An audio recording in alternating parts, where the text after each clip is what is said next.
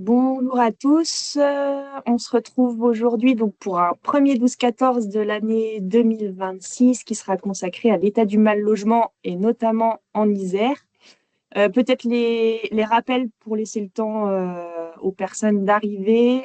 Donc c'est normal que vous n'ayez accès ni à votre caméra ni à votre micro. On aura un temps d'échange avec vous en fin de 12-14 après le bloc des interventions. Donc, n'hésitez pas d'abord à écrire, si vous le voulez, dans la conversation, vos questions ou vos remarques qu'on prendra en fin de 12-14. Et sinon, vous pourrez aussi, à la fin, lever la main, donc avec la petite main au-dessus de l'écran. Et dans ce cas-là, on peut vous donner la possibilité d'activer votre caméra et votre micro pour poser vos questions à l'oral. Donc ça, c'est possible. Et on le fera en fin de 12-14. Mais donc, actuellement, c'est tout à fait normal que vous n'ayez accès ni à votre caméra, ni à votre micro. Euh, et ben, on est à une petite trentaine de personnes présentes. Donc, je vous propose d'entamer et les prochains nous rejoindront ensuite. Donc, comme je le disais, on entame ce cycle de 12-14 2028 par 2026 par un 12-14 sur l'état du mal logement en Isère qui, pour ceux qui sont un peu connaisseurs, ont bien vu qu'il arrivait dans la foulée et dans les suites de la présentation du rapport sur l'état du mal logement de la Fondation pour le logement des défavorisés, rapport qui a été présenté il y a 2 jours, donc mardi 3 février. Et donc, c'était une volonté de notre part de faire ce 12-14 un jeudi et non un mardi comme à l'accoutumée, mais pour être dans le cycle de présentation de ces rapports et de pouvoir se concentrer un petit peu sur ce qui se passe en Isère. Peut-être avant d'entamer une introduction rapide, mais pour vous redire que le mal logement, c'est un phénomène qui est un phénomène massif et surtout un phénomène qui s'inscrit dans une crise du logement qui est elle-même multifactorielle. Et je vous ai remis à l'écran une photographie d'une multicrise qui a été réalisée dans le cadre d'une exposition du CCAS de Grenoble et dans le cadre d'une exposition préparée avec les usagers du CCAS. Donc une multicrise, modèle unique, muni d'un bouton principal permettant de débrancher l'ensemble des crises en un seul clic. Que j'aime bien rappeler ici parce que ça montre aussi que cette crise du logement, elle se trouve dans des crises autres, notamment crise économique, notamment crise climatique, etc., qui sont rappelées sur la photographie. Et aussi, et je vais faire rapidement là-dessus, mais vous allez voir au cours des présentations qu'on a des indicateurs sur le mal logement qui généralement ne sont pas bons et qui sont souvent au rouge, qu'on évoquera chacune notre tour dans les différentes présentations, avec des conséquences sur des publics qui sont des publics nombreux et parfois spécifiques. Je pense notamment aux enfants sur lesquels on mettra un petit zoom en deuxième point des différentes interventions. Mais il y aurait aussi les étudiants, les personnes en situation administrative complexe, les femmes, les personnes isolées, etc. On pourrait démultiplier les publics concernés par les questions de mal logement. Et aussi, avant d'entamer les interventions, vous rappelez qu'il y a 5 manifestations du mal logement définies par la Fondation pour le logement des défavorisés. La première, c'est l'absence de logement personnel avec une diversité de situations concernées, des personnes à la rue, des personnes hébergées en structure, des personnes en habitat précaire, des personnes logées chez des tiers. Ensuite, on a une autre manifestation qui est celle des difficultés d'accès au logement avec une crise du logement abordable qu'on connaît massivement aujourd'hui. Une troisième manifestation qui est celle des mauvaises conditions d'habitat, donc de l'absence de confort jusqu'à la précarité énergétique, voire les conditions d'habitat indigne. Des difficultés de maintien dans le logement, il ne suffit pas d'accéder dans un logement, il faut ensuite pouvoir s'y maintenir, sous l'effet de ruptures de vie diverses et variées, et aussi d'une précarité massifiée. Et enfin, une cinquième et dernière dimension qui est celle des blocages des parcours résidentiels, qui fait écho au grippage généralisé de la chaîne de l'hébergement au logement sur laquelle on reviendra, et des inégalités territoriales en matière d'hébergement et de logement. Et pour évoquer l'ensemble de ces points, on aura la chance aujourd'hui d'avoir beaucoup d'interventions et d'intervenantes. On commencera avec Lisa Lecossois, de la Fondation pour le logement des défavorisés Auvergne-Rhône-Alpes, qui reviendra sur les enjeux du mal logement. Puis, je reprendrai la parole pour vous contextualiser un petit peu plus le mal logement, ou en tout cas ce que c'est que le mal logement en Isère. Et enfin, on en viendra sur la présentation d'une solution un petit peu de contournement de ce mal logement avec les hébergements citoyens et un zoom sur le dispositif l'Azur et la présentation d'un des collectifs qui appartient à l'Azur avec Véronique Mangin, donc d'Un Toit pour tous, et Roselyne Blin, membre d'un collectif citoyen. Et enfin, on entamera les échanges.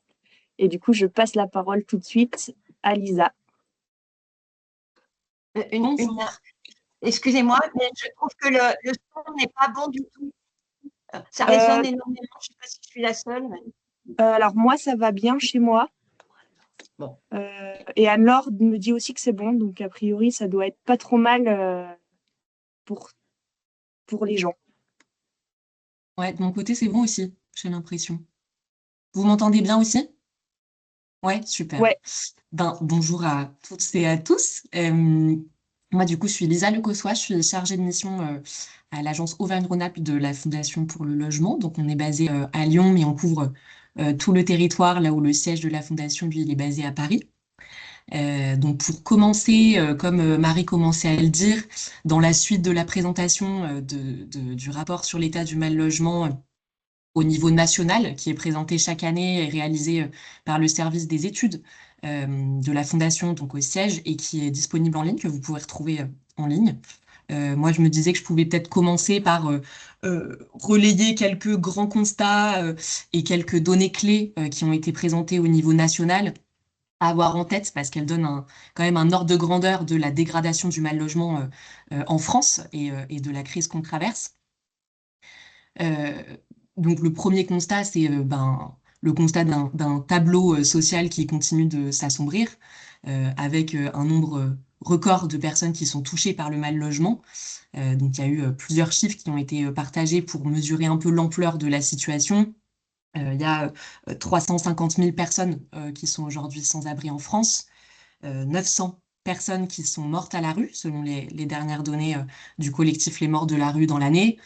Il y a 600 000 personnes qui vivent hébergées chez des tiers, donc faute de pouvoir accéder à un logement autonome. Il y a 25 000 personnes, 25 000 ménages qui ont été expulsés avec le concours de la force publique en 2024, donc sur les dernières données disponibles. Et donc ça, c'est un record, c'est une hausse de 50%, donc il a doublé en 10 ans. Et il y a 35% des Français qui déclarent avoir eu froid dans leur logement au cours de l'année. Donc ça qui donne un indicateur sur la précarité énergétique qui se massifie. Donc ce constat, il est très préoccupant parce qu'il montre que le mal logement, il s'inscrit aujourd'hui dans une pauvreté qui devient structurelle, avec un autre chiffre qui a été présenté, qui est que près de 12 millions de personnes vivent aujourd'hui sous le seuil de pauvreté. Et que l'accès au logement, il dépend de plus en plus de ce qu'on hérite, du patrimoine hérité, plutôt que de ce qu'on gagne, en fait. Euh, et que la précarité, elle s'intensifie et elle s'étend, elle touche des publics de plus en plus larges.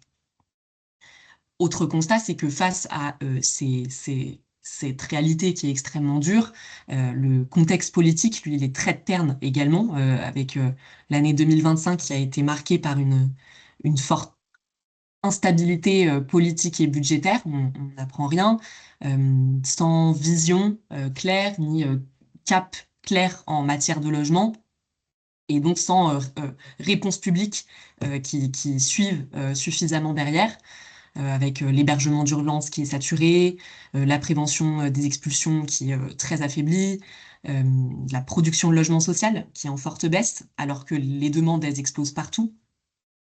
Donc voilà pour les principaux constats. Et le rapport, il mettait aussi la focale cette année sur un phénomène du mal logement qui est encore peu visible et peu connu, qui est celui de l'hébergement chez des tiers. Donc vivre chez des proches, chez un ami, un membre de la famille, et qui n'est pas toujours un choix. Euh, c'est bien souvent une situation qui est plutôt subie, instable, qui est marquée par la dépendance, l'absence d'intimité, l'absence de confort aussi. Il y a 10% des personnes hébergées chez des tiers qui vivent en situation de surpeuplement. et parfois aussi avec des contreparties financières ou domestiques, voire des violences, euh, avec le risque d'être mis dehors à tout moment, le besoin de s'adapter en permanence. Donc des parcours qui relèvent bien souvent de la solidarité privée, comme via l'hébergement citoyen dont on va parler aujourd'hui, ou familial. Et donc ça montre bien qu'être hébergé, c'est pas être chez soi. Euh, et enfin, peut-être le rapport, il pointait aussi euh, une urgence sociale majeure avec la hausse continue des expulsions, la présence de nombreux enfants à la rue. C'était 2000 enfants sans solution d'hébergement en 2025. Et comme on disait, bah, l'absence d'une politique réellement structurante, ambitieuse, qui garantisse le droit au logement. Donc au fond, ce que ce rapport il montre, c'est que le mal-logement n'est plus une marge. Et ça, ces constats-là nationaux, ils résonnent ben, très fortement avec ce qu'on observe au niveau régional et en Isère.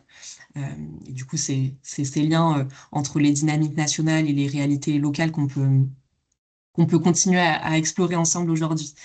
Nous, dans le cadre du travail qu'on est en train de préparer actuellement à l'agence sur notre éclairage régional sur le mal logement 2026, qu'on sort également chaque année et qui a donc une portée régionale sur l'ensemble du territoire Auvergne-Rhône-Alpes, on essaie d'observer l'évolution de la situation sur la durée du mandat, donc de 2019 à 2025. Euh, et on cherche cette année à avoir une parole dans le cadre des municipales sur le pouvoir d'agir des élus, à partir notamment de retours d'expérience et d'initiatives locales positives qui puissent inspirer et mobiliser le pouvoir d'agir des nouveaux élus à la suite des municipales. Donc on est en cours de préparation de cet éclairage. On n'a pas encore finalisé le document qui paraîtra en juin. Mais donc, je me disais que de la même façon, je peux vous partager quelques grands constats, en tout cas, qu'on fait pour le moment depuis notre position de témoin en tant qu'agence régionale. Et on pourra bien sûr venir vous présenter ce travail une fois qu'il sera paru sans problème. Sur la situation des personnes, déjà de notre place à la Fondation, on observe que quand on parle des personnes qui sont exclues du logement, on parle de réalités qui sont très diverses, mais avec le même point commun qui est l'absence d'accès durable à un logement personnel. Donc, comme on disait, c'est des personnes qui peuvent être hébergées chez les tiers, qui sont en structure, en squat, en abri de fortune ou dans des logements qui sont parfois indignes ou précaires, avec des profils qui sont multiples, des personnes seules, des femmes, parfois avec enfants, des familles, des jeunes, des personnes qui sont en situation d'exil. Et ces situations, elles sont en forte progression depuis plusieurs années, particulièrement dans les grandes agglomérations, mais pas uniquement. Euh, et on observe un paradoxe parce qu'on voit qu'il y a une part importante des personnes qui sont à la rue ou sans logement qui disposent pourtant de droits ouverts ou mobilisables. Il y en a par exemple beaucoup qui ont déjà déposé une demande de logement social et pourtant qui restent ben, durablement exclus de l'accès effectif à un logement et parfois coincés à cause de blocages administratifs. Euh, et au-delà des métropoles, on voit que la crise, elle est bien là aussi, dans les territoires ruraux ou périurbains. L'exclusion du logement, elle est souvent moins visible, mais elle est tout aussi ancrée, avec des personnes qui peuvent vivre en caravane ou dans des habitats bricolés, dans des logements qui peuvent être très dégradés, souvent plus isolés géographiquement et socialement, avec moins d'alternatives et de réponses locales. Donc, ce que ça nous dit, les situations des personnes et les territoires, c'est que il y a une exclusion du logement aujourd'hui qui est plus une situation marginale ou transitoire, mais qui s'inscrit dans la durée et qui touche maintenant l'ensemble de la région. Euh, et face à bah, l'aggravation de ces situations, la réponse publique, elle s'est plutôt traduite principalement par une augmentation des capacités d'hébergement. À l'échelle régionale, le nombre de places, il a effectivement progressé depuis 2019. Sauf que c'est à nuancer parce qu'on observe que les places ont tendance à stagner désormais et qu'elles reculent même dans certains territoires. Et c'est le cas en Isère, par exemple, où elles ont récemment diminué avec une baisse de environ 5% des places entre 2023 et 2024. Et ça dans un contexte de besoins croissants. Dans le même temps, le système il est saturé. Il y a très peu de places qui se libèrent parce que les sorties vers l'hébergement sont bloquées. Donc, faute de logements accessibles, faute de solutions adaptées, faute parfois d'accompagnement et bien souvent de régularisation administrative. Euh, et ça, je pense que c'est un blocage bien rencontré par les collectifs citoyens qui hébergent des personnes en situation administrative complexe comme l'Azur. Mais donc, je laisserai Véronique et Rosine en parler. Donc, on voit que l'hébergement d'urgence, en fait, il devient un espace d'attente de long terme. Et si on prend la situation en Isère, par exemple, les données disponibles, elles montrent aujourd'hui que les durées moyennes de séjour en hébergement d'urgence, elles atteignent 34 mois. Euh, et dans certains départements, les durées moyennes de séjour, elles peuvent atteindre plus de 3 ans parfois. Donc ça, c'est un glissement majeur parce qu'on voit que c'est un dispositif pensé comme transitoire qui ne joue plus son rôle de sas vers le logement. Euh, et cette saturation du système, du coup, elle se traduit directement par une explosion d'urgence sociale. Les demandes d'hébergement, elles ont fortement augmenté à l'échelle régionale ces dernières années, même si ce sont souvent des données qui restent partielles et difficiles à consolider. Il y a des territoires où les demandes ont, en tout cas, les sollicitations qui sont enregistrées ont eu tendance à diminuer, et c'est le cas en Isère, sauf que c'est largement à relativiser, parce que c'est pas forcément le signe d'une situation qui s'améliore, mais plutôt qu'il y a un bon nombre de personnes qui renoncent, qui cessent d'appeler le 115 et qui se détournent des dispositifs qui sont perçus comme saturés et incapables d'offrir des perspectives. À Grenoble, pour donner quelques chiffres, le nombre de personnes domiciliées, il a augmenté de 60% en 3 ans. Et seul un quart d'entre elles sont aujourd'hui hébergées en structure. Donc ça signifie qu'il y a une majorité de personnes qui sont reconnues, suivies, qui restent sans solution d'hébergement. Et peut-être pour parler il y a des observations de terrain qui renseignent très bien ce tableau, avec, je pense, aux accueils de jour, qui sont des postes d'observation de première ligne qui sont essentiels. Pour un exemple sur Grenoble, il y a l'accueil de jour Point d'eau qui en est une bonne illustration parce que en 2019, ils enregistraient un peu moins de 25 000 passages annuels dans l'accueil de jour. Et en 2024, ce chiffre, il atteint plus de 41 000 passages. Donc c'est une hausse d'environ 65% en 5 ans, donc sur la durée du mandat. Donc ces observations de terrain, elles racontent bien que c'est une urgence sociale qui ne se résume pas uniquement à une hausse des volumes, mais que c'est une urgence qui est bien plus profonde, plus éprouvante, plus longue pour les personnes comme pour les professionnels. Un autre grand constat qu'on fait en regardant l'évolution de la situation sur l'ensemble du mandat, c'est que le logement devient de moins en moins digne et de moins en moins abordable, avec une dégradation simultanée de l'accès, du coût et de la qualité du logement. La première chose, c'est que la région, elle traverse une crise historique de la construction, et en particulier de la production de logements sociaux, qui atteint aujourd'hui un niveau historiquement bas. Pour les logements les plus sociaux, on a vu une chute de 40% depuis 2020. Et dans le même temps, le parc continue à se réduire du fait des ventes et des démolitions.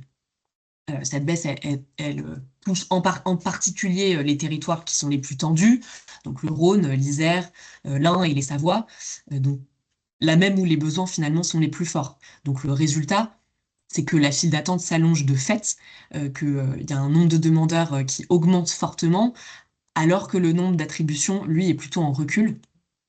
En Isère, par exemple, c'est moins d'un demandeur sur 5 qui aboutit à une attribution. Le deuxième constat sur ce sujet, c'est que le coût du logement devient lui-même un vrai facteur d'exclusion, y compris pour des ménages qui étaient jusque-là plutôt épargnés, qui peuvent avoir des petits revenus, qui travaillent, donc avec un élargissement du panel finalement de personnes touchées par la crise du logement. Dans notre éclairage l'année dernière, qui portait sur les difficultés financières de ménages en lien avec leur logement, on a observé cet effet un peu ciseau qui est devenu structurel maintenant, de personnes qui, d'un côté, ont des revenus, souvent faibles, instables ou précaires, et des dépenses contraintes qui, elles, sont en forte hausse, et en particulier au niveau des loyers et des charges énergétiques. Au niveau du parc privé, les loyers, ils ont fortement augmenté sur le long terme, avec des taux d'effort qui peuvent atteindre des niveaux insoutenables, parfois jusqu'à 50%, comprenant les aides. Et pour donner un exemple sur la métropole de Grenoble, les loyers dans le parc locatif privé, ils ont globalement augmenté entre 2021 et 2023 de 2,7%. Et dans le parc social, qui du coup est censé protéger les ménages les plus modestes, on voit de plus en plus de régularisations qui peuvent atteindre des centaines, voire des milliers d'euros, et du coup qui provoquent des impayés, de l'endettement et le risque d'expulsion. Donc on voit que la flambée du coût de l'énergie et des charges, il fragilise fortement les locataires, et qu'il y a de plus en plus de ménages qui basculent vers l'endettement, pas à cause d'un accident de parcours, mais parce que le logement devient structurellement trop cher, avec du coup le logement social qui est finalement de moins en moins protecteur, et le logement privé, lui, qui est de plus en plus inaccessible. Euh, Dernière chose, du coût du logement et de l'accès, on voit aussi des signaux de dégradation au niveau de la qualité du logement.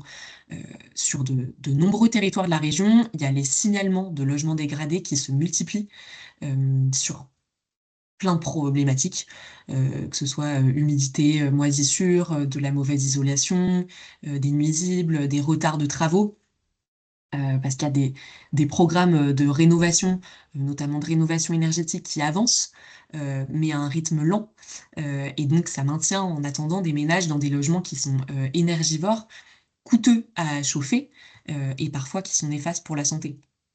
Donc, la conséquence, c'est qu'il y a enfin, que le logement peut devenir une sorte de variable d'ajustement sur les budgets des ménages, avec des ménages qui rognent sur l'alimentation, sur la santé, sur les déplacements, sur des besoins du quotidien, euh, avec des dettes aussi qui sont plus forcément ponctuelles, mais qui deviennent chroniques.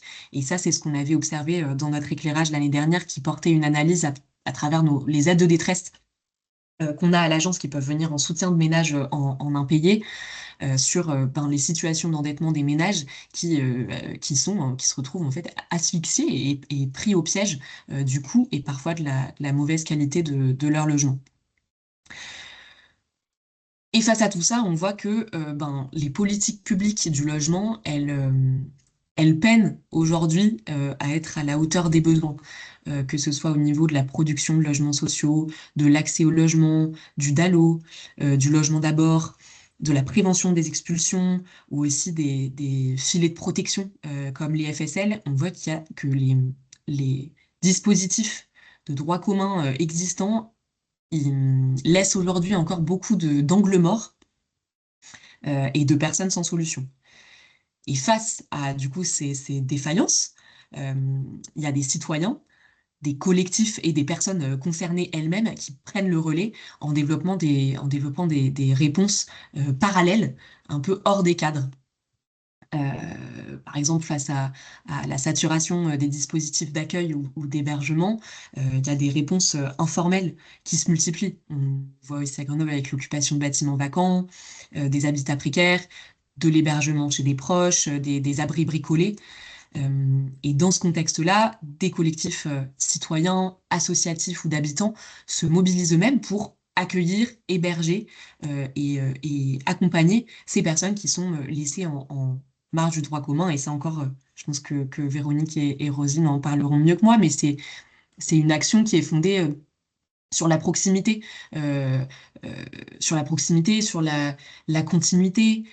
la relation humaine, et qui permet du coup bien souvent de stabiliser des parcours très fragilisés, de permettre un accès aux besoins essentiels, un accompagnement administratif, un soutien quotidien, un accompagnement vers l'emploi ou la scolarité et la reconstruction de liens sociaux. Euh, et parallèlement, il y a aussi de nombreuses personnes en situation de précarité ou de mal logement qui s'auto-organisent collectivement pour faire face à leurs difficultés. Donc il y a des collectifs de locataires, d'entraide de voisins, qui organisent par exemple des mobilisations pour obtenir, je donne un exemple, des réparations dans leur résidence par exemple. Il y a des occupations collectives pour éviter la rue. Enfin, il y a plein d'initiatives qui euh, témoignent d'une forte capacité d'agir, très inventive, d'une expertise d'usage et d'une ingéniosité dans les solutions qui sont adaptées à leur réalité quotidienne et qui sont bien souvent euh, loin des représentations négatives qui sont souvent associées à la grande précarité. Donc il y a un enjeu fort à reconnaître et à soutenir ces formes d'organisation et de réponse euh, qui sont un peu à côté des cadres, parce que c'est des ressources vitales, en fait, face aux trous dans la raquette des politiques publiques, et c'est des leviers pour repenser les réponses à partir de l'expérience vécue des personnes. Euh, et surtout, elles appellent à ce qu'il y ait davantage de liens et de ponts construits entre les acteurs de terrain, les personnes concernées et l'action publique du logement pour garantir des solutions pérennes et globales. Voilà, peut-être pour conclure avec ce tableau qui est ben, assez sombre, hein, et ces indicateurs qui sont au rouge. Dans tout ça, moi, il me semblait important, avec les municipales qui arrivent, d'avoir un propos sur le pouvoir d'agir des maires, et de rappeler que les maires peuvent jouer un rôle en tant qu'acteurs de proximité et que ils sont pas seulement des représentants avec des compétences, mais qui sont en première ligne face aux réalités du mal logement et à leurs conséquences sur les personnes. Euh, et dans le cadre nous, de la préparation de l'éclairage cette année, qui du coup porte sur ce sujet du pouvoir d'agir des élus, on a mené une dizaine d'entretiens avec des élus communaux qui montrent bien que, moi ce que j'en retiens pour l'instant, c'est que l'élu communal, il peut être le premier accompagnant des personnes en difficulté face au logement, il peut être garant du bien vivre dans un contexte de rejet de l'autre. Il peut accueillir les personnes en situation de grande précarité sur son territoire. Il peut s'emparer, bien sûr, du couteau suisse de ses compétences directes pour produire du logement accessible et agir aussi en régulation sur le marché du logement. Euh, et il peut se positionner en mailleur des dispositifs publics institutionnels pour accélérer leur mise en œuvre sur son territoire. Et donc, si chaque territoire prend sa part, ben, on peut démultiplier le- l'impact de nos réponses et essayer de changer le visage de nos villes, de les rendre plus justes et plus accueillantes. Voilà, peut-être pour finir sur une touche un peu mobilisatrice. Eh ben, merci Lisa pour cette belle mise en jambe sur le mal logement. En effet, c'est moi qui vais avoir la lourde tâche du coup de reprendre la parole juste derrière toi et juste après ces éléments un petit peu plus positifs que les premiers que tu annonçais pour revenir sur du moins positif et essayer de cerner, d'écrire un petit peu plus le mal logement localement, c'est-à-dire en Isère.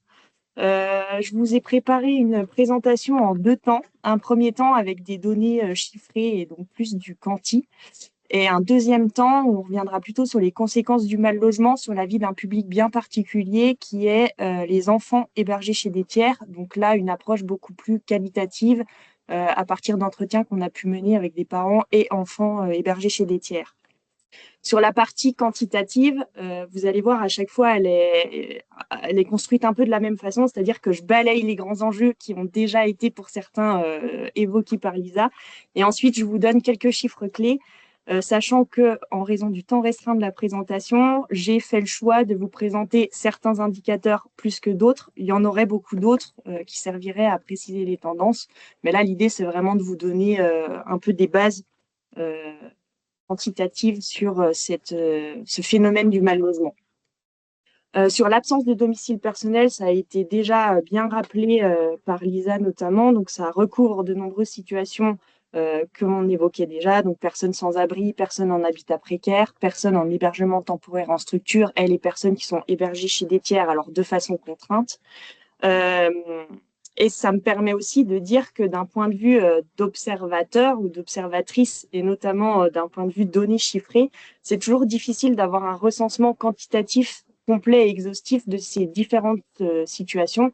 On a des faisceaux d'indices, alors qu'ils sont toujours mauvais actuellement, toujours dans le rouge, mais c'est difficile de vous donner des chiffres vraiment complets et exhaustifs.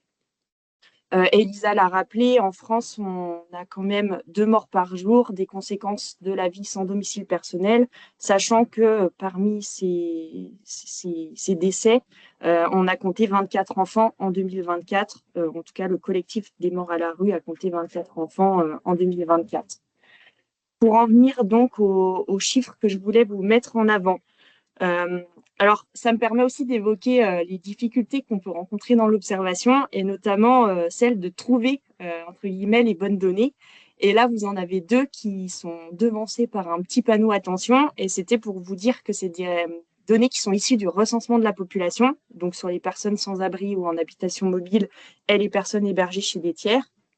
Et c'était pour vous dire que le recensement de la population, c'est très bien pour avoir des tendances et c'est très bien pour pouvoir cibler des publics en particulier, mais que c'est un petit peu moins bien sur les publics qui nous intéressent parce que d'abord, on se base sur du déclaratif. Donc, par exemple, pour les personnes hébergées chez des tiers, il y a sans doute un grand nombre de personnes qui hébergent, qui ne les évoquent pas auprès de l'agent recenseur.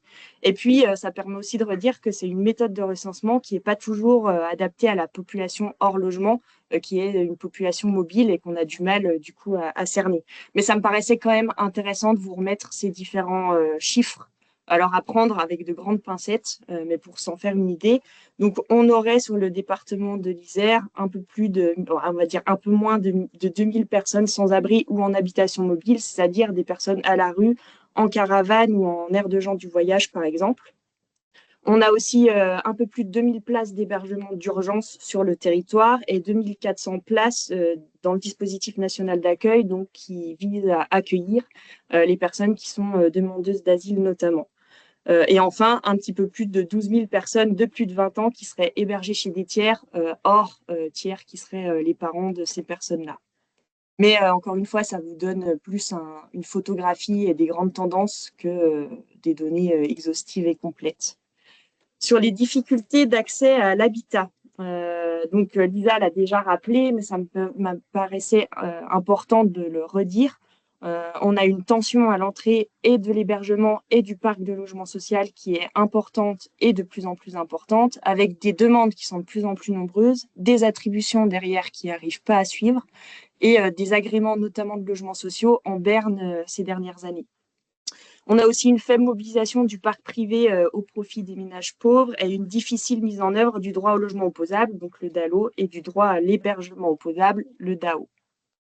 Pour ce qui est des chiffres, peut-être à garder en tête, alors pareil, encore une fois, c'est un choix que j'ai fait dans ceux que je vous affiche là à l'écran, mais ça me paraissait intéressant de choisir ceux-là parce que pour ceux qui sont au-dessus de l'écran, donc notamment qui concernent le 115, qui est le numéro pour bénéficier d'un hébergement d'urgence, ça montre vraiment la saturation des places d'hébergement d'urgence sur le territoire de l'Isère que rappelait Lisa, avec 4400 ménages en 2023 distincts qui ont fait une demande d'hébergement d'urgence pour seulement 700 orientations réalisées, ce qui en effet nous amène à peu près 6 demandes pour une attribution. Et c'est des chiffres qui sont de pire en pire sur les dernières années. Dans la partie basse de la diapo, vous avez un peu le même principe, mais sur le SNE, le Système national d'enregistrement de la demande sociale, donc pour ce qui concerne les logements sociaux, mais qui montre aussi une saturation du parc de logement social avec, en 2024, 11 400 nouvelles demandes d'heures nouvelle demande de logement social pour seulement 2400 attributions réalisées, soit 5 demandes pour une attribution. C'est un petit peu moins pire si on veut comparer par rapport à l'hébergement d'urgence, mais ça reste à des niveaux énormes au vu de la demande et du besoin. Et ce qui n'est pas facilité, en effet, par un taux de rotation très bas en ce moment dans le logement social, avec des gens qui, souvent, quand ils arrivent à avoir un logement, n'en sortent pas directement ou pas du tout et vont y vivre leur vie. Et je voulais aussi Alors, donc, saturation des places d'hébergement d'urgence et saturation du parc de logement social, ça me permettait de montrer et de mettre en avant, en fait, le grippage généralisé de la chaîne, puisque si on ne peut pas sortir sur du logement social, eh ben, on reste dans sa structure d'hébergement et du coup, ça bloque les places pour les personnes qui sont à la rue ou hébergées chez des tiers, etc., qui du coup ne peuvent pas rentrer dans l'hébergement d'urgence ou directement dans un logement. Et je vous ai remis aussi les niveaux des recours d'ALLO et d'AO qui ont été déposés en 2024, tout en rappelant qu'on a une augmentation sur les dernières années des recours déposés, que ce soit sur le DALO et le DAO, avec une stabilisation à haut niveau des recours reçus et traités par la commission de médiation de l'Isère. Alors, d'un côté, on peut dire que ce haut niveau de recours déposés, c'est plutôt une bonne nouvelle, parce que ça veut dire que les personnes concernées se saisissent de leurs droits. Et en même temps, c'est quand même une très mauvaise nouvelle parce que ça témoigne aussi des difficultés d'accès au logement d'un côté pour les niveaux de recours d'ALLO et les difficultés d'accès à l'hébergement pour ce qui est du DAO, puisque c'est des gens qui font appel à leurs droits parce qu'ils n'ont ni hébergement d'un côté, ni logement de l'autre. Et je le disais en introduction, mais donc on voit qu'il y a des difficultés à accéder à un habitat, mais après on a aussi des personnes qui ont des grandes difficultés à se maintenir dans leur logement une fois qu'ils y sont, avec un taux de pauvreté important, notamment du côté des locataires, des aides publiques qui sont de moins en moins soutenantes pour les ménages, avec une diminution des bénéficiaires des APL sur les dernières années notamment, et un phénomène d'impayés et d'expulsion toujours très conséquent sur le territoire notamment, mais un peu à l'image de ce qui se passe nationalement. Là, j'ai choisi de vous faire apparaître les 3 indicateurs que vous voyez à l'écran. Donc d'abord, le taux de pauvreté chez le locataire, avec plus d'un quart des locataires, parc privé et parc public confondus en Isère, qui sont considérés comme pauvres par les statistiques de l'INSEE. Et on considère comme pauvre dans ces chiffres-là, pour ce taux de pauvreté-là, une personne seule qui vivrait avec moins de 1 288 € par mois. Donc, c'est vraiment peu. Sachant qu'on a là aussi, on constate sur les années antérieures une augmentation de ce taux de pauvreté qui n'en finit plus d'augmenter. Je ne vous l'ai pas mis à l'écran, mais d'un autre côté, du côté des propriétaires notamment, on est à 5% de propriétaires considérés comme pauvres. Donc, on voit que c'est une plus petite partie des propriétaires que ce qu'on connaît du côté des locataires, mais ça veut aussi dire qu'il ne faut pas exclure les propriétaires de ces conséquences du mal logement, puisque certains propriétaires sont en effet pauvres et vont avoir du mal eux aussi à payer des charges, à payer des réparations, etc. Et en bas de diapositive, je vous ai plutôt rappelé deux données qui m'ont paru vraiment là pour le coup, qui montrent l'explosion et les indicateurs vraiment rouges de ce point de vue-là, puisque en Isère, en 2024, on compte un peu plus de 2600 assignations au tribunal dans le cadre de la procédure d'expulsion. Donc, c'est les premières étapes de la procédure d'expulsion. Donc, les gens qui ont une assignation n'iront pas forcément jusqu'à l'expulsion, mais une partie y iront. Et surtout, ce que je voulais dire, c'est que ces assignations, elles ont connu un bond en Isère de 10% en 4 ans, donc post-Covid, année du Covid qui est un peu particulière du point de vue de la procédure d'expulsion. Et surtout, donc, ce dernier chiffre, les 327 expulsions effectives avec concours de la force publique qui ont, elles, explosé en 4 ans, puisqu'elles ont connu une hausse de 122%, donc sur la période récente. Sachant que ces 327 expulsions effectives avec concours de la force publique, c'est toujours bon de le rappeler, c'est une donnée à minima des expulsions, parce qu'on ne compte là-dedans que les gens qui sont expulsés avec présence de la police, et du coup ne sont pas prises en compte toutes les personnes qui quittent d'elles-mêmes leur logement sous pression des propriétaires ou sous contrainte autre. Voilà pour vous cerner un petit peu les différents indicateurs qui me paraissaient intéressants que chacun se remette à l'esprit sur le mal logement en hiver. Et du coup, je voulais revenir sur la deuxième partie de ma présentation en resserrant sur un type de mal logement qui a des conséquences sur les personnes qui le subissent, dont les enfants. C'est celui de l'hébergement chez des tiers. Et peut-être, alors, et après, promis, j'arrête avec les données chiffrées, mais juste pour vous redonner quelques données plus en rapport avec les enfants et l'hébergement. Donc, en effet, sur le territoire de l'Isère, on a seulement 11% des couples avec enfants qui ont contacté le 115, donc qui ont fait une demande d'hébergement d'urgence, qui se sont vus proposer une solution d'hébergement. Solution d'ailleurs qu'ils acceptent ou qu'ils peuvent aussi refuser, soit dit en passant.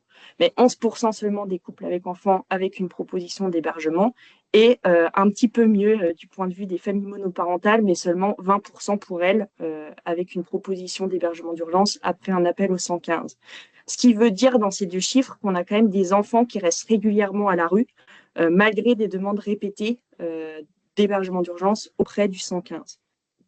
Et peut-être que ce phénomène, il est vraiment illustratif de la mise en concurrence accrue et exponentielle ces derniers temps des publics en besoin et en demande d'hébergement d'urgence, qui, pour rappel, s'ils font une demande au 115, sont tous pourtant des publics vulnérables, car sans domicile personnel, mais parmi eux, en effet, des enfants.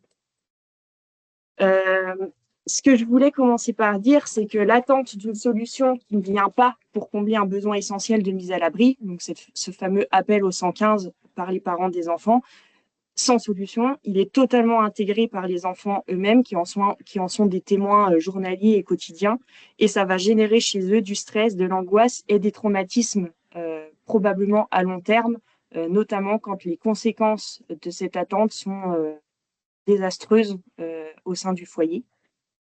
Et ça va aussi générer des enfants qui vont poser des questions auxquelles il va falloir répondre de manière adaptée pour leurs parents. Et notamment cette maman qui nous disait, qui nous rapportait les questions de ses enfants en nous disant qu'il demandait régulièrement, mais maman, pourquoi la police elle nous a obligés à quitter notre maison? Maman, pourquoi dans notre maison on ne peut pas rester tranquille? Ce qui montre bien en fait ce que ça montre, c'est-à-dire cette instabilité des situations d'hébergement et de logement qui ont des impacts directs sur la vie des enfants et de leur famille de façon plus générale. Et qui dit pas de place au 115, dit du coup repli sur des solutions alternatives, souvent ultra précaires, pour éviter la rue des familles, dont parmi le panel des solutions alternatives précaires à disposition, celle d'être hébergé chez un tiers. Sachant que cet hébergement chez un tiers a souvent été de façon un peu improbable qualifié positivement par les enfants qu'on a rencontrés, un peu comme du mieux que rien, ou en tout cas ils relativisent cet hébergement chez des tiers souvent inconfortable par rapport à une situation de rue que pour certains ils ont connue auparavant. C'est notamment le cas de Rosa qui nous dit c'était bien l'hébergement chez des tiers parce qu'on n'était pas dehors. Et cet hébergement chez des tiers, c'est souvent des durées d'hébergement qui sont très courtes, avec des familles qui sont obligées de passer d'un hébergement chez un tiers à un autre tiers, et qui va rendre l'habitat très instable pour les enfants, ce qui, dans le discours de ces enfants-là, se traduit notamment par le fait qu'ils signalent régulièrement le changement d'école, qui est pour certains d'entre eux mal vécu. Et un exemple flagrant sur ce rythme de déménagement scolaire régulier dans la vie des enfants, c'est celui d'Aviva, donc qui a 6 ans et qui, en 6 ans, a déjà connu 5 écoles. On les a comptées ensemble pendant l'entretien. On a aussi un hébergement chez des tiers qui entraîne de la promiscuité, et une promiscuité qui est beaucoup revenue dans le discours des enfants, mais qui est beaucoup revenue souvent de façon très imagée. C'est par exemple le témoignage de Nabil, donc, qui a 8 ans, en haut à droite, là, qui nous dit que l'hébergement chez les tiers, c'était un peu comme dans un congélateur, ce qui montre la sensation d'être enfermé un peu comme dans une boîte par manque d'espace pour ces enfants-là. Ou c'est encore, par exemple, la carte de Dixit qu'a choisi Rosa, 10 ans, donc, pour exprimer ou témoigner de ce qu'elle a ressenti pendant l'hébergement chez un tiers. où elle nous dit que c'est aussi un sentiment d'en avoir marre et une situation qui pèse sur le moral des enfants comme elle pèserait sur le moral des adultes. Et cette promiscuité, elle crée des contraintes sur le quotidien, elle crée des contraintes sur les moments de vie des enfants, avec un manque d'espace, notamment pour jouer, pour manger, pour faire ses devoirs, pour dormir, qui a été régulièrement rappelé et par les parents et par les enfants eux-mêmes. Et cette promiscuité, elle va aussi créer une absence d'intimité qui finit par générer de l'inconfort, qui lui-même, trop souvent répété, va amener à des tensions entre membres du foyer difficilement maîtrisables parfois. Et cette promiscuité, elle va aussi de pair, entre guillemets, avec un mobilier qui est lui aussi souvent précaire, qui a été beaucoup rappelé par les enfants, puisque c'est un mobilier qui a souvent été ajouté à la va-vite pour recevoir la famille. Et c'est notamment l'exemple du bas de diapo avec un matelas unique qui fait office de couchage pour 4 personnes, 2 parents et 2 enfants. Et enfin, l'hébergement chez des tiers, c'est aussi le faire avec régulier. Ça l'est souvent rappelé par les adultes, mais ça l'est aussi rappelé par les enfants. Et c'est faire avec le fait de n'être pas chez soi, avec cette limitation de la présence au sein de l'hébergement pour pouvoir ne pas saturer l'hébergeur de notre présence et conserver une bonne entente avec lui et ainsi éviter l'expulsion ou le changement trop fréquent d'hébergement. Et c'est peut-être se faire avec qui est peut-être davantage ressenti par les familles avec enfants, puisque le rythme de vie des enfants n'est pas toujours supportable ou supporté par les personnes extérieures au foyer. Et c'est ce que nous dit notamment la mère d'Aliva quand elle précise qu'en effet, sa fille se réveillait tôt le matin, avait des jus bruyants qui pouvaient être source de dérangement pour les hébergeurs. Et du coup, dans ce cas-là, la solution qui est souvent trouvée par les familles, c'est de sortir du logement et de sortir à l'extérieur, ce qui va amener de fait une vie d'errance régulière, voire pour certains quotidienne, pour passer le temps, où on va passer d'un espace public à un autre, en tout cas des espaces adaptés aux enfants. C'est ce que nous dit Salma, la mère de Rosa et Rosa elle-même, quand elle nous témoigne du fait qu'elle passe dans une journée du centre commercial au parc public, aux bibliothèques, etc., pour justement passer le temps de façon le plus, entre guillemets, agréable possible, mais en tout cas dans une ambiance d'errance régulière. Et enfin, et j'en finirai là-dessus, c'est aussi des enfants qui nous témoignent d'un sentiment de honte qu'ils peuvent ressentir par rapport à des adultes, mais aussi à d'autres enfants, notamment dans le cadre scolaire, qui a des conséquences sur les liens sociaux qu'ils entretiennent d'enfant à enfant. Et c'est notamment ce que nous dit Rosa quand elle rappelle qu'elle aime bien aller chez sa copine, qui d'ailleurs parfois l'héberge, mais qu'elle a un petit peu honte de sa situation. Et j'en finis là avec cette présentation qui me permet par la même occasion donc, de faire la transition vers le dispositif Lasur que Véronique va détailler un petit peu et que Roselyne reprendra ensuite pour donner un exemple concret d'un collectif citoyen qui héberge des familles actuellement. Et du coup, ça permet de faire la transition vers quelque chose d'un petit peu plus positif, j'espère, qui est l'action citoyenne pour venir remplir un petit peu les failles, toutes ces failles qu'on a pu évoquer dans les présentations précédentes. Et je te laisse la parole, Véronique. Merci Marie. J'espère que tout le monde m'entend bien. Donc, je suis moi coordinatrice du dispositif Lasur et je vais vous expliquer un petit peu de quoi il s'agit. Donc, comme disait Marie, c'est un dispositif un petit peu particulier parce que c'est vraiment de l'hébergement citoyen, mais dans des logements autonomes. Alors nous, c'est vrai qu'on a surtout dans nos ménages hébergés plutôt des familles parce que je pense que les personnes isolées ont plutôt la possibilité de trouver justement dans des boucles d'hébergement citoyenne au domicile des hébergeurs directement des possibilités d'hébergement, alors que pour les familles, c'est ce que décrivait Marie, c'est quand même plus compliqué. Pourquoi on parle d'hébergement citoyen dans le dispositif Lasur? Donc déjà, Lasur, ça veut dire logement d'attente en réponse à des situations d'urgence. En réalité, on ne peut pas vraiment répondre de façon urgente et immédiate.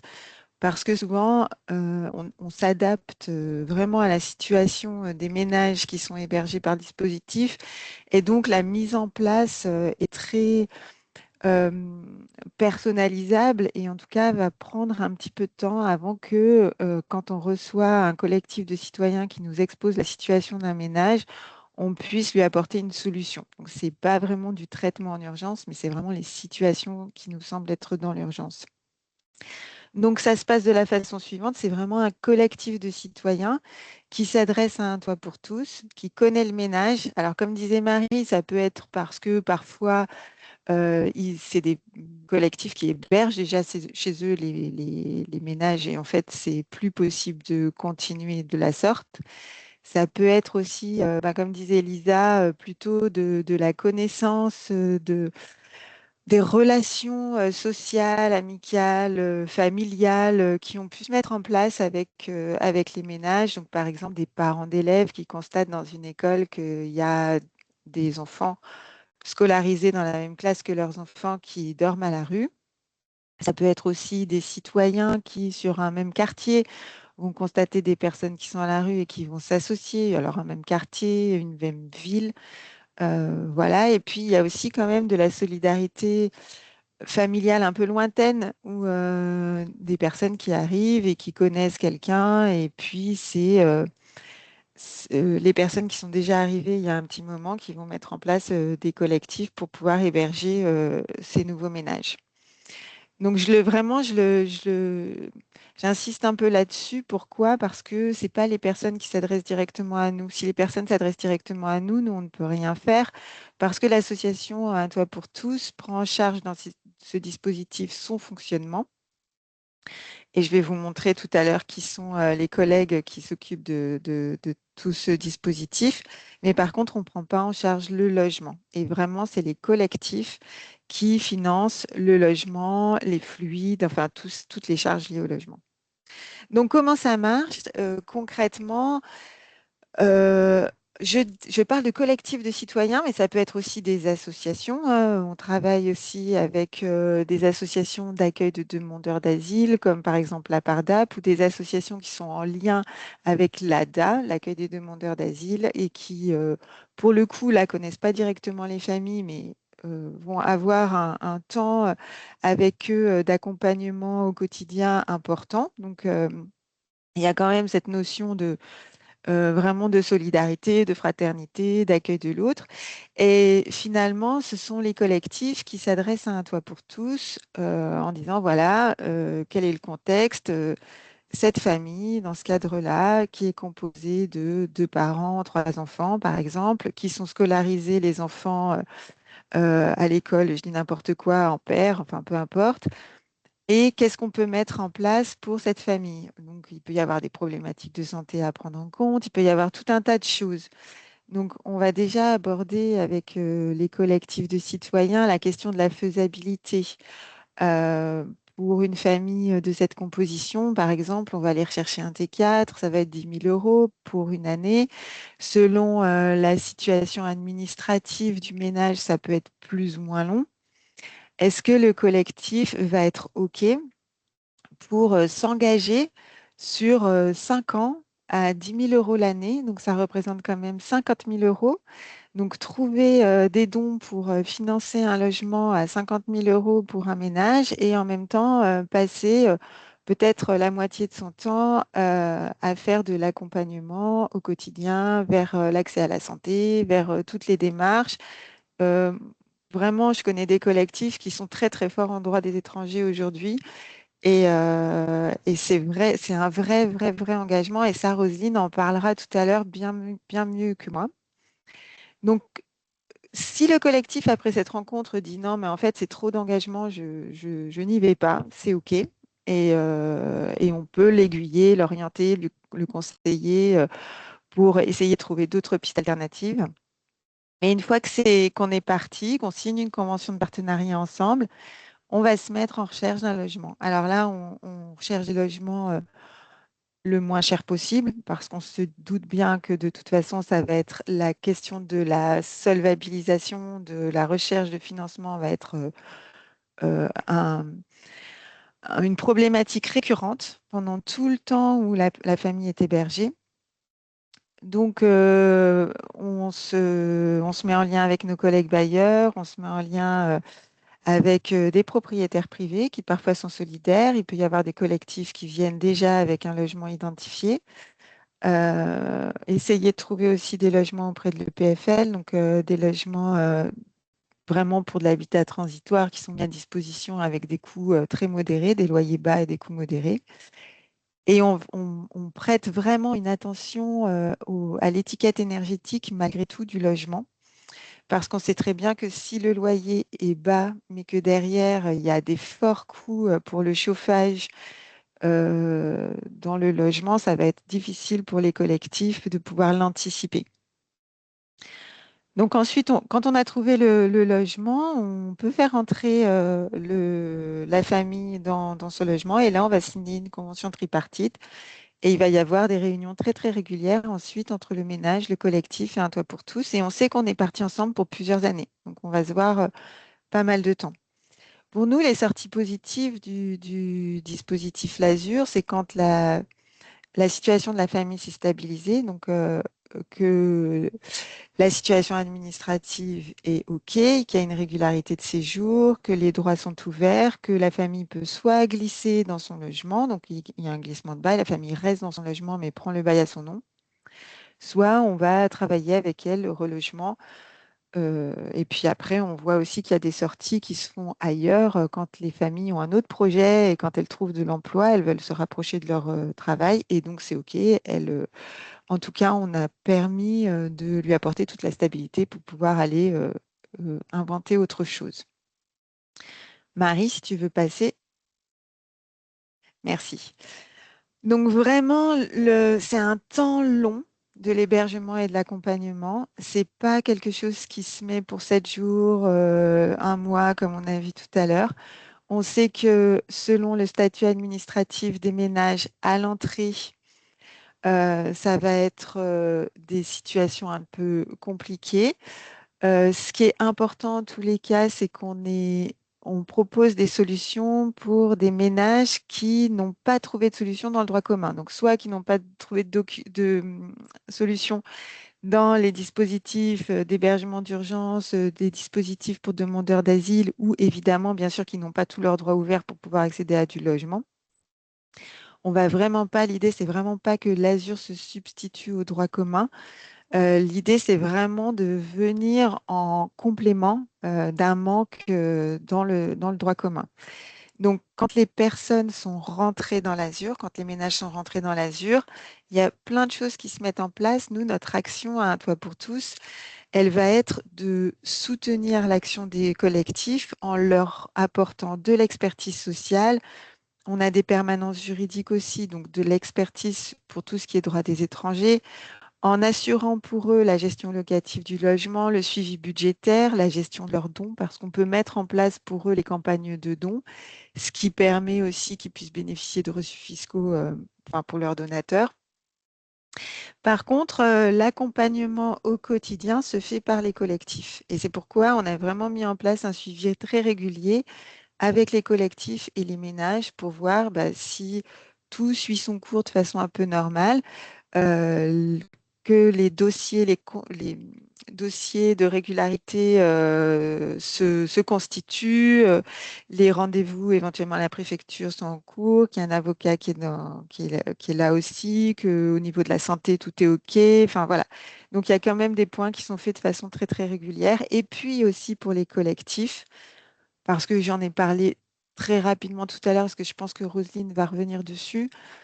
Mais pour les collectifs, c'est une charge mentale extrêmement importante, à la fois parce qu'il y a de la recherche de financement et il y a toujours cette épée de Damoclès, et à la fois parce qu'il faut accompagner les familles dans le quotidien et ça demande un temps infini. Donc nous, on est vraiment là pour soutenir leur action, mais pas du tout se substituer à eux.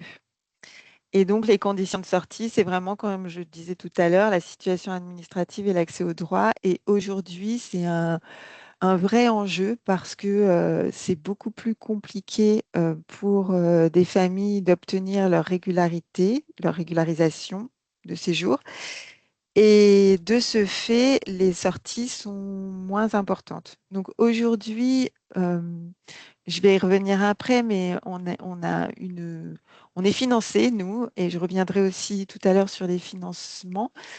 On est financé pour accompagner 40 ménages dans le dispositif Lasur et aujourd'hui, on est à 40. Donc, ça veut dire que pour pouvoir faire rentrer un nouveau ménage, il faut qu'on attende qu'il y ait un ménage qui sorte. Donc là, on a quand même des idées un peu positives et je pense, Marie, que tu peux passer parce que je crois que c'est ce que je dis la slide d'après. Je suis plus sûre. Ah non. Bon, alors je termine vite fait avec cette idée que on a quand même des idées un peu positif sur la suite parce qu'il y a 8 familles, je crois, qui sont en cours de régularisation et qui vont pouvoir sortir, donc 8 entrées. Donc ça fait quand même voilà, possibilité sur 40 ménages de pouvoir faire entrer quasiment un quart de personnes.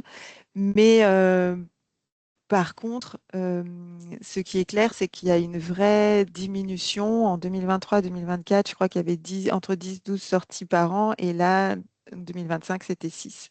Donc, il y a vraiment une diminution. On espère qu'en 2026, ça sera un peu différent. Voilà, Marie, je te laisse. Ouais. Et donc, quelles sont les compétences d'un toit pour tous en fait mobilisées dans ce dispositif? Donc, il y a la gestion comptable, la comptable de l'asso qui fait chaque mois un budget, chaque trimestre un budget pour l'ensemble des collectifs, pour leur permettre de savoir où ils en sont, s'ils sont en dette éventuellement, s'ils ont réussi à financer un peu plus. Et puis, c'est des choses qu'on aborde très régulièrement. L'expertise sociale, et on fait vraiment une distinction entre le moment où ce qu'on a appelé, nous, l'azur renforcé, à partir du moment où les personnes sont régularisées, on va tout de suite mettre en œuvre assez rapidement pour favoriser les sorties et donc favoriser les entrées tout un travail autour de l'ouverture des droits, la demande de logement social, et puis accompagner les personnes vers un déménagement ou vers un glissement de bail. Donc la recherche de logement qui est faite en amont dès qu'on a conventionné avec un collectif, les recherches de fonds. Alors à la fois pour le fonctionnement du dispositif, donc, nous, on est financé pour ça par Grenoble Métropole, par la Fondation pour le logement des défavorisés. Et aussi, ben, on va chercher du complément de financement auprès de fondations privées. Donc, ils peuvent être soit la Fondation de France, soit d'autres fondations qui vont pouvoir nous aider un petit peu à maintenir ce dispositif. Évidemment, la gestion locative des logements. Et aussi une attention, c'est ce que je disais tout à l'heure, un soutien et un lien avec les collectifs, l'animation du réseau en quelque sorte, pour pouvoir également créer du lien entre eux parce qu'il y a potentiellement des choses qui peuvent se nouer sur les recherches de fonds, voilà, sachant que nous, on est quand même en lien très souvent avec les collectifs quand ils sont un peu à la peine pour chercher du financement, ben, on essaye de les aider aussi dans la mesure du possible à aller monter des dossiers pour chercher de l'argent. Voilà, donc Marie, si tu veux. Donc, à fin 2025, aujourd'hui, on a 28 collectifs et associations qui sont dans le dispositif. Il y a des collectifs qui accompagnent plusieurs ménages, plusieurs logements. C'est pourquoi il y a un peu cette différence. Donc, à fin 2025, il y avait 39 ménages dans 36 logements. On a 3 colocations de personnes isolées, hommes ou femmes. Depuis, du coup, début janvier, on a notre 40e ménage qui est rentré, mais je ne l'ai pas comptabilisé dans les personnes. Mais vous voyez, c'est 130 personnes, dont 69 enfants. 59% des ménages sont des couples avec enfants et 13% des femmes seules avec enfants. Enfin, 13% des ménages sont des femmes seules avec enfants. Donc, on voit que pour le coup, les familles avec enfants représentent vraiment le plus de personnes hébergées dans l'Azur. C'est 91% des personnes hébergées dans l'Azur. En 2025, donc il y a eu des sorties, on a pu faire rentrer 5 ménages, donc une qui est rentrée en janvier 2026 pour compléter les sorties. C'est 3 nouveaux collectifs assos qui nous ont rejoints. 2 ménages étaient déjà rentrés sur des collectifs qui étaient créés. Le dernier qui est rentré, c'est un nouveau collectif aussi. Les sorties se sont faites alors soit vers de l'accès au logement ou foyer de jeunes travailleurs. Euh, on a eu un départ vers le Portugal, c'est quelque chose qu'on note maintenant, des départs vers l'Italie, l'Espagne et le Portugal, parce que c'est plus favorable pour pouvoir ensuite s'insérer professionnellement. Donc, il y a des choix qui sont faits comme ça.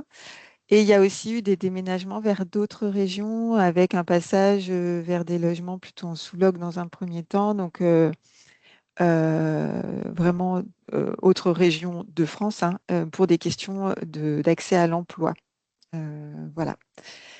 Et je crois que c'est tout. Eh ben, merci Véronique pour cette présentation intéressante. Et en même temps, j'ai dit tout à l'heure en t'introduisant que c'était positif, c'est positif, mais du coup, tu notes quand même que c'est tellement positif que pour l'instant, on est à bloc de ce qu'on peut faire rentrer comme collectif dans le Ouais. dispositif LADUR.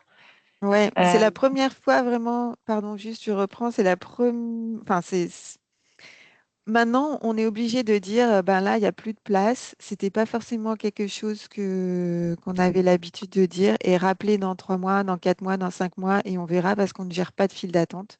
mm. Donc voilà. Et du coup, on peut passer à une présentation beaucoup plus concrète avec Roselyne, donc, qui est membre d'un collectif, qui va évoquer un peu la vie de ce collectif, comment il s'est constitué, quelles ont été les évolutions jusqu'à présent, les difficultés, ce qui a fonctionné et tout ça. Donc, vas-y, Roselyne, je t'en prie. Oui, oui, bien, je vais témoigner sur 2 exemples successifs d'un collectif assassiné. Et 2 exemples, en entendant Véronique, mais je découvre pas complètement les choses, hein, je vois bien qu'on a été particulièrement chanceux, ou que les familles plutôt ont été particulièrement chanceuses dans ces 2 cas. Voilà, alors je vais reprendre effectivement la genèse un petit peu de ce collectif, le déroulement, son fonctionnement, et puis quelques réflexions sur son fonctionnement qui me sont toutes personnelles finalement, puisque j'ai pas échangé dernièrement avec d'autres membres du collectif sur cette présentation que je fais aujourd'hui. Voilà. Et je ne crois pas qu'il y en ait de présents aujourd'hui, mais s'il y en a, évidemment, j'attends leur complément. Oui, alors, comme vous l'avez dit toutes les 2 ou toutes les 3 même, chaque expérience est très singulière, effectivement. Et Assassiné, en fait, c'est la présence d'un HUDA. Donc, je rappelle, HUDA, c'est hébergement d'urgence pour demandeurs d'asile, qui est géré par Adoma. Bon, en gros, c'est un CADA, mais avec moins de moyens financiers qu'un CADA. Et c'est donc cette présence-là sur la commune qui nous a mobilisés. En fait, depuis de nombreuses années, nous étions quelques-uns à intervenir à Adoma pour accompagner les demandeurs d'asile. On a fait du soutien scolaire, d'autres ont fait des cours de français. D'ailleurs, ça, les cours de français, ça continue toujours. On a même aménagé une bibliothèque. Enfin bref, voilà, on était présents. Et en permanence, on était confrontés à des sorties de la structure sans solution d'hébergement pour des familles qui étaient déboutées. Voilà. Et à ce moment-là, il y a plusieurs des bénévoles là, qui intervenaient, qui ont fait de l'hébergement à leur domicile. Mais tout ça, c'est compliqué avec le Covid, en fait. Parce que du coup, je me vois encore le 17 mars 2020, peut-être que vous en souvenez, c'était la première journée de confinement, et en catastrophe, il a fallu trouver une solution pour un couple qui était mis dehors, donc un couple de Géorgiens avec un petit garçon. Et du coup, là, il y a une famille qui assurait de l'hébergement sous toutes ses formes déjà depuis longtemps aussi, qui a accepté de les accueillir. Mais pour le coup, ça a été pour une longue durée. Enfin, ils les ont accueillis en mars, je crois qu'ils les ont eu jusqu'en septembre. Et eux, comme ils étaient aussi engagés dans d'autres formes d'hébergement, il a fallu trouver une solution relais. Et là, c'est une dame de Cessiné, dont je veux louer vraiment, enfin j'en profite, je ne vais pas donner son nom, mais j'en profite pour louer une générosité et une tolérance absolument exceptionnelle, une dame âgée qui depuis toujours avait chez elle, dans une vieille maison, une famille, voire deux en même temps, qui partageaient cuisine, salle de bain, etc. Et là, je ne peux qu'acquiescer à ce que disait Marie sur la question de la promiscuité, de la cohabitation, parce que là, c'est autant effectivement la famille hébergée que celle qui héberge qui est en difficulté, et je ne peux qu'accroître. Et là, manque de chance, la famille a attrapé le Covid, et du coup, bon, cette dame âgée qui accueillait, enfin, même ses enfants lui ont dit non, là, il faut faire quelque chose, etc. Bon, pour le coup, la réaction n'a pas été immédiate, hein, Véronique l'a dit, ça ne se déclenche pas en urgence, etc. Il nous a fallu quelques temps. J'ai un peu oublié, en fait, cette période entre le fait qu'il y a eu le Covid et puis l'entrée dans le logement. J'ai un peu oublié comment ça s'était passé, je n'arrive pas à me rappeler. Enfin bref, voilà. Et pourtant, là, dans cet hébergement fait par la dame, la famille était d'une discrétion exemplaire. Il n'y avait vraiment pas de souci là-dessus. Et du coup, voyant ces difficultés, et moi je culpabilisais d'ailleurs un peu parce que moi je ne suis pas capable d'accueillir chez moi une famille comme cette dame pouvait le faire. J'ai eu connaissance du dispositif L'Azur et tout de suite j'ai proposé cette solution. Bon, du coup, ben, vous l'avez compris, on était un petit réseau là sur la commune présent vers Adoma et du coup on s'est regroupé. Voilà, et donc enfin, c'était encore assez lointain par rapport aux besoins, mais en mars 2021, ce couple avec le petit garçon a pu intégrer un logement à Cessiné avec le bailleur Alpizer Habitat.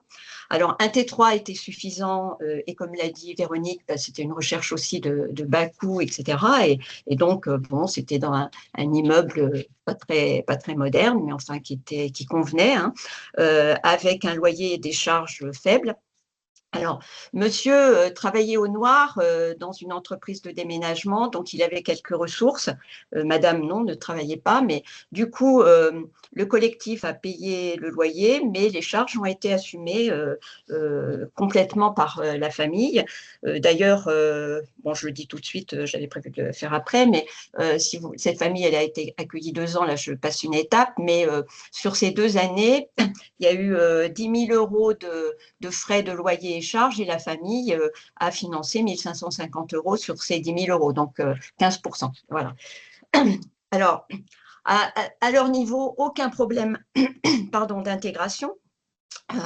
Monsieur en Géorgie était cadre, madame prof d'anglais, donc un bon niveau social, il parlait français, donc aucun problème d'intégration.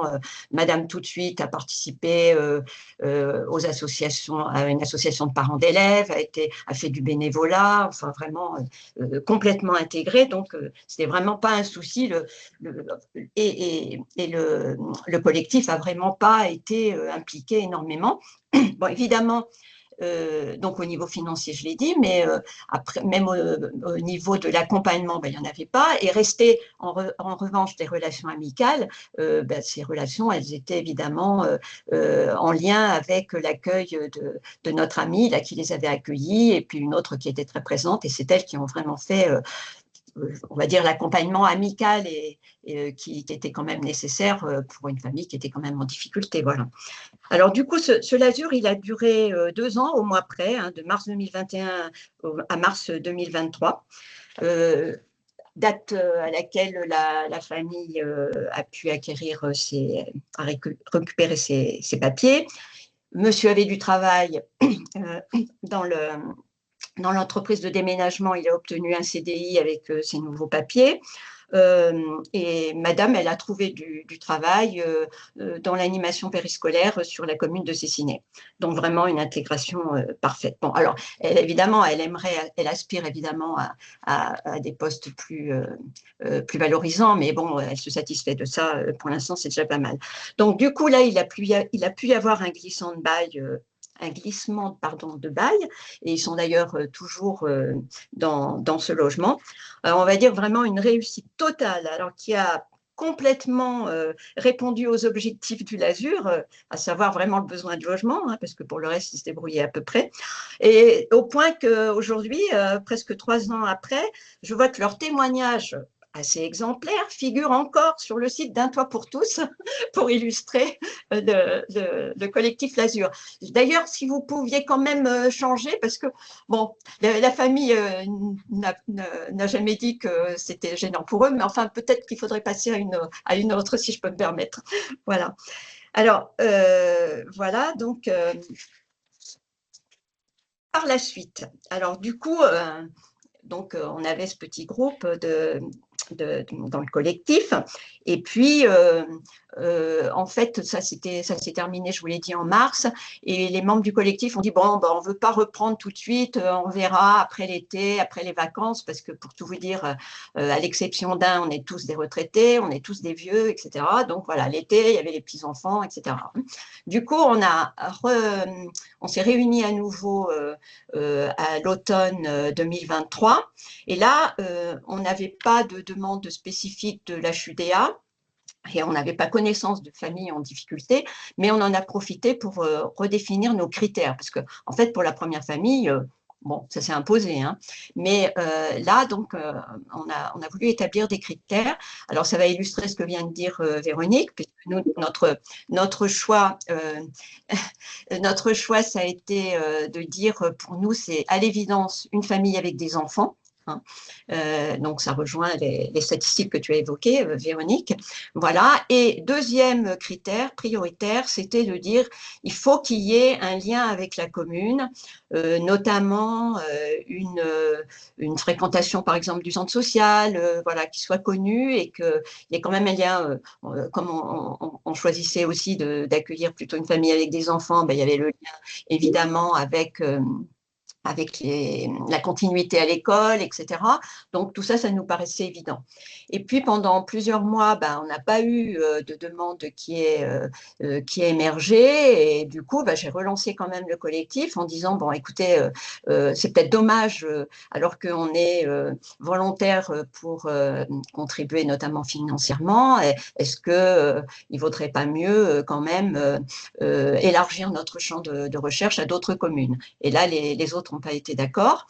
Du coup, on a attendu encore un peu. Et bon, là, je ne sais pas ce qui s'est passé au niveau de la préfecture, mais alors à l'automne 2024, alors là, d'un coup, 5 familles qui étaient menacées d'expulsion, et des familles avec des enfants menacées d'expulsion au niveau de la HUDA. Et vous imaginez bien qu'on était dans l'incapacité de faire un choix. C'était insupportable. Enfin, voilà. Et du coup, le directeur de la HUDA nous a conseillé d'accompagner plutôt un couple de Guinéens avec 3 jeunes enfants dont la sortie devait être imminente. Donc, un contexte complètement différent donc, du premier que j'ai évoqué. Alors là, monsieur et madame là, sont très démunis au niveau des démarches de toutes sortes. Ils ne sont jamais allés à l'école, ils ne savent pas lire et encore moins écrire. Mais ceci dit, madame prend des cours de français d'une manière assidue, elle fréquente toutes les activités du centre social, alors que monsieur bon, est plus dans la réserve. Bon, il semblerait, enfin on l'a analysé comme ça, que c'était difficile pour lui d'intégrer des groupes où il y avait une majorité de femmes. Enfin bon, voilà, c'était compliqué pour lui. Du coup, madame, bien qu'arrivée 6 ans après son conjoint, était plus à l'aise au niveau du français et autres. Mais ceci dit, dans l'incapacité pour autant de faire la moindre démarche administrative. Alors, au niveau du logement, ben, ce n'était pas du tout la même demande non plus, hein, puisque là, on avait une famille de 5 personnes. Et au départ, on était quand même inquiet sur la possibilité d'assumer financièrement le loyer et les charges. Et la bonne nouvelle donnée par Véronique, mais tu devrais demander au bailleur social si il ne pourrait pas vous faire le loyer gratuitement, puisque Véronique m'avait dit que ça se faisait déjà sur d'autres communes. Et voilà, donc Alpizer Habitat, que je remercie, même s'il n'y a pas de représentant aujourd'hui, que je remercie encore chaleureusement, nous a permis que la famille soit accueillie dans un T5, dont seules les charges étaient à financer. Parce que pour le coup, là, la famille n'avait absolument aucune ressource, contrairement au couple de Géorgiens, aucune ressource, si ce n'est la petite contribution du conseil départemental par le SILEF. Donc là, c'était vraiment un autre contexte. Alors du coup, en décembre 2024, donc ils intègrent dans le cadre d'un Lasur ce logement. Alors là, par contre, si on avait peu de charges à payer, en revanche, il a fallu investir à la fois dans l'équipement pour aménager le logement, ce qui n'avait pas été du tout nécessaire pour le couple précédent. Hein. Donc là, il a fallu équiper en mobilier, en électroménager, en linge, etc. Alors qu'on a obtenu soit par récup, soit par achat. Et là, il y a eu un gros investissement de tout le groupe qui, dans la récup, alors faisait tous les, je ne les ai même plus en tête, mais tous les centres où on peut récupérer du matériel, de l'électroménager ou autre. Voilà. Et puis après, gros investissement aussi de tout le monde pour l'emménagement. Il se trouvait qu'un des membres du groupe avait un camion. Voilà. Manque de bol, il a eu un accident dans le déménagement. Mais bon, ça s'est quand même bien passé dans la bonne humeur. Voilà. Et au-delà de ça, on a dû, comme ces personnes n'avaient absolument aucun revenu, on a dû quand même financer les dépenses alimentaires et les dépenses du quotidien. Voilà.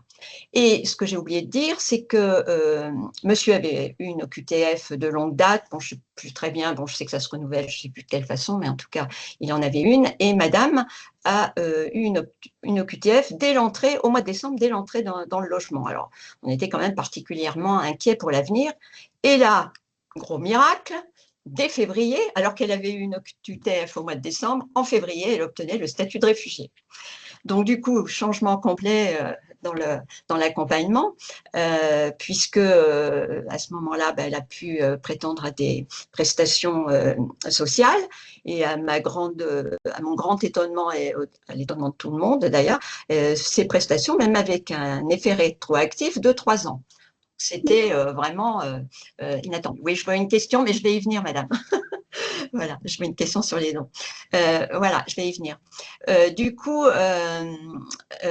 voilà, ils se sont trouvés avec une somme fabuleuse alors qu'ils n'avaient rien depuis des années. Enfin voilà, c'était vraiment incroyable. Au point que tout d'un coup, on s'est aperçu qu'ils allaient dépasser le plafond du livret A. Donc, il a fallu qu'un des membres du groupe accompagne à la banque pour faire toutes les démarches, etc. Bon, c'était vraiment incroyable, ce changement. Évidemment, puisque madame avait ses papiers, on a pu déposer une demande de logement social. Et monsieur, alors, ça avance bien, puisque là, récemment, il vient d'obtenir une autorisation de travail, alors que, bon, alors je ne connais vraiment rien au niveau des droits, hein, mais bon, je crois que c'est en train de finaliser. Je crois bien que la semaine prochaine, il va avoir son titre de séjour pour compléter cette autorisation de travail. Voilà. Du coup, oui, ce que je voulais louer dans cet accompagnement, parce que pour le premier, il n'y a pas eu ce besoin, mais là, il y a eu une coordination, une collaboration entre tous les travailleurs sociaux qui a été vraiment exemplaire. Hein. Bon, ça a mis du temps. Bon, moi, je faisais un peu la coordination, mais entre Florine, comme je ne la connais pas encore bien, c'est bien son prénom, entre Florine, l'assistante sociale du SILEF et puis maintenant une assistante sociale du SLS, vraiment il y a une parfaite coordination, on se tient au courant des besoins, bon, vraiment c'est vraiment fantastique. Hein. À ma grande surprise, hein, je le dois dire, mais vraiment, je ne peux que m'en louer. Voilà. Donc, du coup, par contre, le problème maintenant, on a bien eu, effectivement, la famille a bien eu le loyer gratuitement, mais le problème, c'est qu'ils sont dans l'incapacité de rester dans ce logement, qui est un T5, avec un loyer très élevé, puis avec les charges, c'est 1 300 €. Donc, évidemment, ça dépasse leur capacité de financement. Et du coup, en ce moment, on est bloqué au niveau du logement. Alors, il n'y avait pas d'urgence, si ce n'est ce que j'entends de Véronique, que plus vite les gens sortent du dispositif pour donner la place à d'autres, c'est mieux.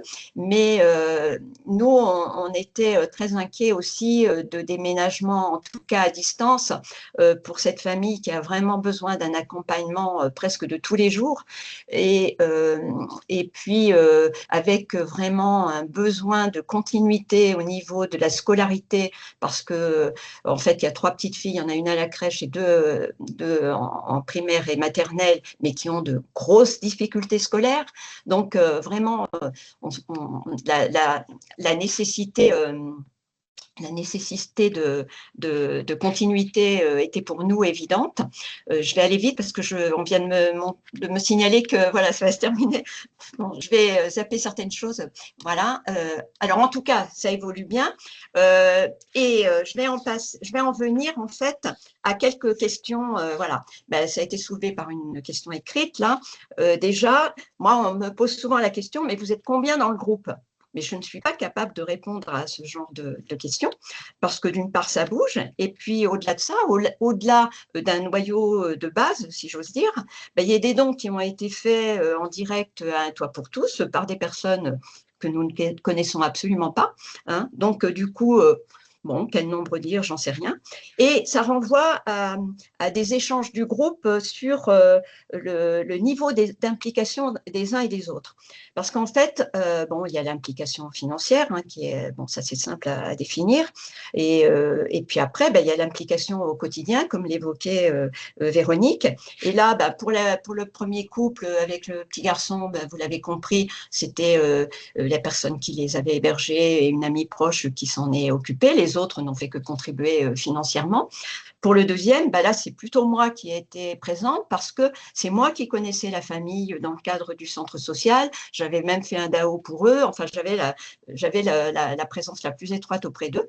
Et puis, bah, les autres, bah, il y en a quand même d'autres qui sont associés parce qu'il y en a une qui fait du soutien scolaire, il y en a une autre qui fait des cours de français, il y en a une autre qui suit la famille au niveau de la banque. Enfin, voilà, il y a quand même plusieurs, mais il y en a un certain nombre qui ne font que contribuer financièrement, encore que maintenant, ça s'est arrêté, la contribution financière, comme je l'ai évoqué, hein, et qui, du coup, sont un peu dans la culpabilité en disant « Oh, mais on ne fait rien, etc. » Voilà. Donc, du coup, c'est une question qui est revenue souvent. Hein. La question aussi qu'on s'est posée à chaque fois, hein, c'est la question de la durée qu'a évoquée Véronique. Bon, il se trouve que pour la première famille, nous, c'était 2 ans. Bah, là, je crois que ça ne va même pas être 2 ans pour la famille de Guinéens dont je viens de vous parler, puisque j'espère quand même qu'on va en sortir rapidement. Du coup, c'était une fausse question, mais peut-être pour nous, hein, et on a eu de la chance, comme je le disais tout à l'heure. Et du coup, à chaque fois, bon, il y a une question posée là-dessus. La question, c'était aussi, mais qu'est-ce qu'il faut donner ? Et là, ben, pas de réponse non plus, hein, puisque comme je vous l'ai dit, ben, il peut y avoir des dons externes. Et puis, bon, par contre, on a connaissance au départ des besoins financiers. Et à ce moment-là, bon, et comme il y a des bilans financiers qui sont faits régulièrement par la comptable d'Un Toit pour tous, on est à tout moment au courant quand même de la façon dont ça se passe. Mais il n'y a aucune obligation pour qui que ce soit de donner une certaine somme. Enfin, il n'y a pas d'engagement sur une somme précise. Chacun donne à son rythme, en fonction de ses besoins, de ses possibilités, sachant que la plupart participent à d'autres, contribuent à d'autres comment dire, actions humanitaires. Du coup, voilà, ça pose question à chaque fois. Mais bon, ça se déroule bien. Ça se déroule bien quand même. Et oui, et ce que je voulais dire aussi, c'est que les familles, mais dans le témoignage qui a été fait par la famille de Géorgiens, ils disent en fait, on n'a jamais su qui payait. Et voilà. Ben là, on reste dans une totale discrétion par rapport à ça. Les familles, elles ignorent qui verse quoi que ce soit. Et au point même qu'on a renoncé à faire des rencontres un peu festives, un pique-nique ou autre, pour ne pas mettre la famille mal à l'aise et pour qu'elles ne se sentent pas redevables par les personnes qui seraient présentes à ce moment-là. Voilà. Alors, je vais conclure, puisqu'il faut que j'aille vite maintenant.